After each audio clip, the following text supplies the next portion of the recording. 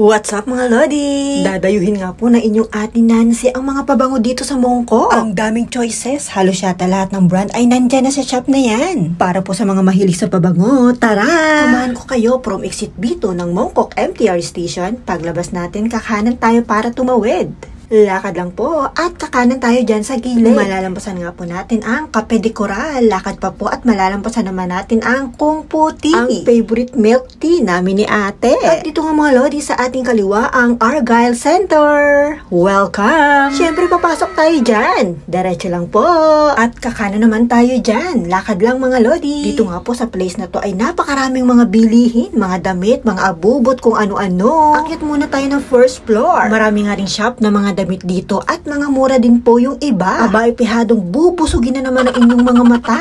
Ang napansin ko lang dito, sobrang dami ng crop top. Mga dress na pihadong bagay na bagay sa'yo. Fashion shoes, sandals. May mga pagkain din sa loob na pwede mong bilhin. Mga snacks, may mga noodles, may milk tea din. Ay mga Lodi, at nandini na tayo sa 166 Mystic.